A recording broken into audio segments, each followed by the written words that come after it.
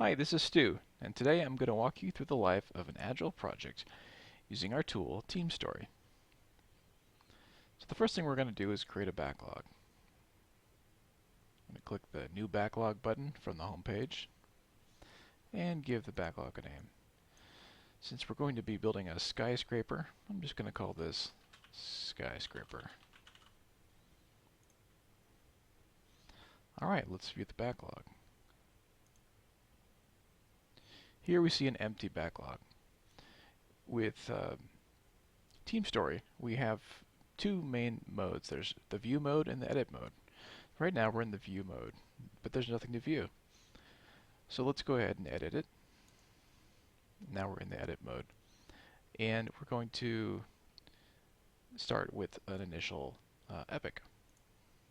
So my recommendation is you start every project with a single epic and give a big swag estimate just to kind of get the ball rolling. So let's call this the build skyscraper epic. Also, you should give it an estimate. So right now we're going to do a silly wild ass guess estimate, and let's call it 300. So these points are like a currency, or a value expressed in a currency that's unique to your team. So you'd estimate this however your team estimates things, and the real important thing is that your team keeps a consistent mechanism for estimating things throughout the life of a project. So alright, we're done with the estimate here. Let's give the team velocity. This is the estimated typical throughput of the team. In this case, it's weekly, so I'm going to say we do 20 points a week. So you can see already that we've got a burned down chart here. It starts at 300, and it's projecting will be done sometime past September. So we're done with this edit session. Let's publish the current state of the backlog. Publishing will make this visible in read-only mode, in the view mode, and this is really the point where you're deciding, yeah, I'm done editing the backlog for now. I want to share it with the rest of the world. So let's, each publish has its own memo. Let's say, in this case, created the initial epic. So there we have it, version 1 of our project. But this is pretty general. So let's say that a couple days pass, and I'm going to use a secret tool I have off on the side to that I'm calling Time Machine to put us a couple days into the future. Normally, you can't edit anything in the future. All edits you make are effective as of the current date and time. So 3 days later, we're going to go in and we're going to edit this. And we're going to say this is just a little too general. Let's delete this and add 3 other epics. I'm going to hide the chart at this point because it's just kind of getting in my way. And let's talk about these epics here. So the first epic, let's say, is design it. First we need to figure out what it needs to look like. This is still a swag estimate. I say this is 50 points. Then we need to,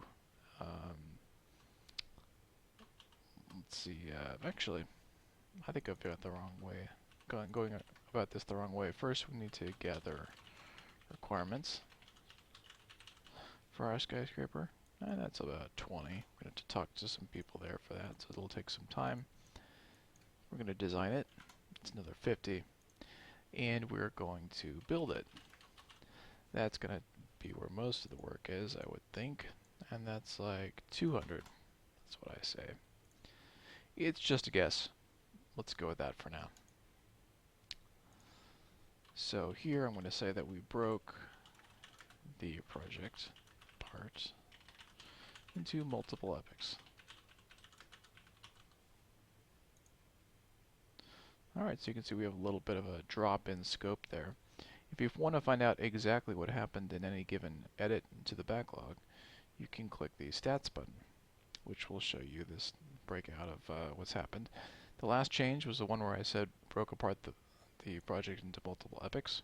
You can see that I added 3 stories worth 270 points. I removed 1 story or epic of 300 points, so a net minus 30 there. And you can see that we still have 270 points to do and none done. We don't have enough time passed yet for any sort of average velocity calculations, so those don't show up. If you want to find out what you changed at any point in the past, you can use this slider at the top. Here you can see our previous edit where we created the initial epic and the details there. The backlog view at the bottom updates to show you what the backlog looked at that point in time, and the chart updates also. So let's get back to the current point in time. I'm going to hide the stats. So let's say another 2 days passes, and we decide, you know, it's time to break apart this initial epic. We're getting closer to where we're going to work on this. So this is probably in your team's planning session, and we're going to add some. We're going to delete this gather requirements epic, and we're going to add some stories. I'm going to drag these up to the top here. The first story is talk to Joe, because he's one of our prospective tenants, and it's important to talk to him. And we're actually meeting as a team right now, and we're thinking about this a little more specifically. These are stories, so I'm going to say this is a 10-point story. And let's add another story here. We also need to talk to Sally, since she's going to be the main tenant of the building's main floor. Very important that she's happy with our design. So we're going to go to spend a lot of time with her, go on site, really figure out what she's after. Well, that looks good. We broke apart our first epic. So let's publish this.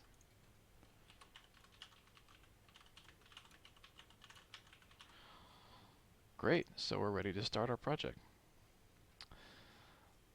Well, time passes, 2 days later, and we started to talk to Joe, but we're not done talking to him yet. 2 more days pass. Okay, we're done talking to Joe, and we've gathered everything we need to from him. So we're going to go in here, and we're going to mark this story as accepted. The product owner said, yep, you got all the right stuff from Joe. So let's go ahead and record this. We're done editing it to publish. So let's say talked to Joe.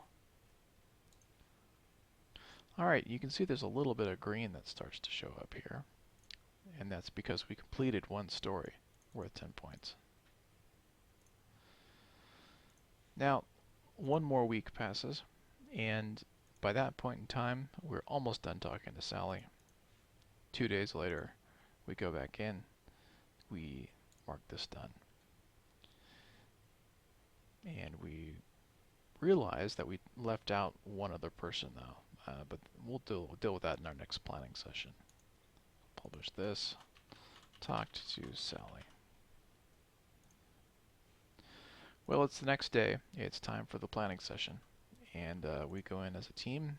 We realize that we forgot to talk to Frank. So let's add another to-do here. Talk to Frank. And this is a 3-point story. Frank's an easy guy to talk to.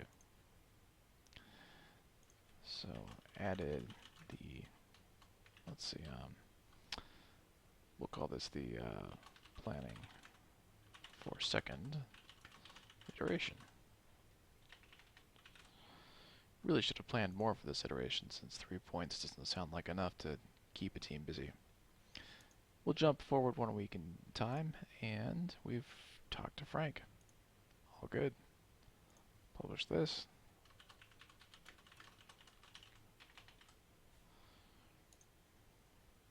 So at this point you can see the project burning down a little bit. We dropped some scope, added some scope. We've got some things accomplished, at which point you start seeing this green band, which represents the total amount of points done in the history of the project at any given point. And you can see that we're starting to get enough history in the project to calculate some stats here for our velocity. So our 2-week average velocity is 1650. And you know, it might be time to update our team burn down line to reflect this. So let's take this, it's the most accurate thing we have, let's just run it down to 16 and update our velocity. Well, that's going to push our project out a little bit, but it's the truth, so let's roll with it. Changed project, or estimated team velocity to 16. Alright, so another 2 days pass, and we realize, you know, we're out of work, and we really need to have a design, or a planning session. So we sit down and we do that. I'm going to hide the finished stories here since I'm not really involved with those. You know, and at this point, people are getting antsy, and we realize that there is a hard deadline for us. So we're going to add something to the backlog here. This is a goal. Now, a goal is a description. Hard move-in date for Sally. Actually, the goal here is Sally can move in. So there we have it. If you look on the chart now, you can see that the way this goal is positioned on the chart, it's basically been met already. So we know that's not true. Sally can't move in until after we build this. So we're going to put it at the very end of the burn down. And you can see that dot over there. Sally can move in. One other thing we want to do, though, is set, in this case, a target date. Now this is optional, but what this lets you do is track your progress against the date that is pretty much fixed. So let's say that Sally told us that for whatever business reasons she has, September 10th is the day that she has to move in. And we can see we've got our work cut out for us. Our burn down projects that we're going to be something over a month overdue for her. So we'll have to do something along the way. Either tell her it's just not possible, or we can try to cut scope in the project as we go along and see what we can do to beat that date. So this is a good start of our planning session, but we need to get some doable work. So let's take this design it epic and break that out a little bit. So the process of designing is to write down our requirements. These are the requirements we gleaned from Sally and Joe and Frank. Let's say this takes about 5 points. And we're going to have to you know, engage a civil engineer. And this is where a lot of the time's going to go. Say this is 15 points. All right. Well, let's go ahead and publish this. It's the end of our planning.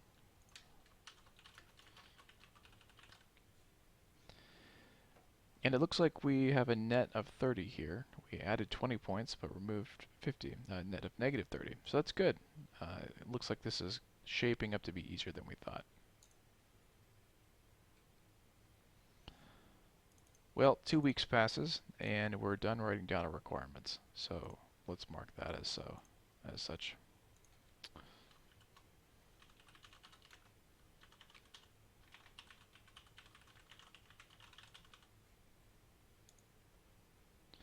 And another 3 weeks passes, and at that point, we're done talking to the civil engineer. So we'll mark that done.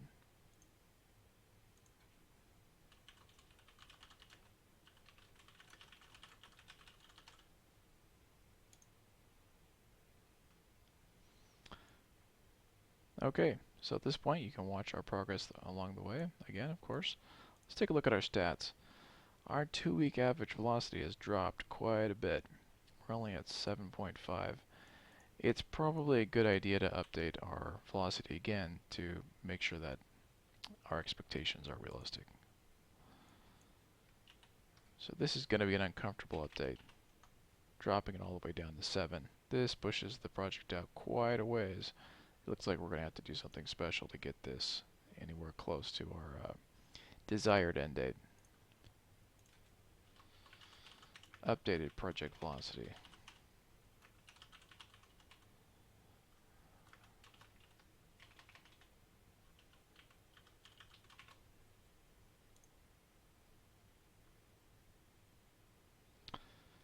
So at this point, you've got a general feel for how the tool works. You can track things over time. You can update your velocity. You can break stories apart. You can look at the statistics of the project at any given point in time. And you can use this chart to see when things are projected to be done. You can also see the difference between a goal's target date and the actual projected end date. So that's it. That's the start of a project in a nutshell. Hopefully this is enough to get you on your way to using TeamStory for your project. Thanks.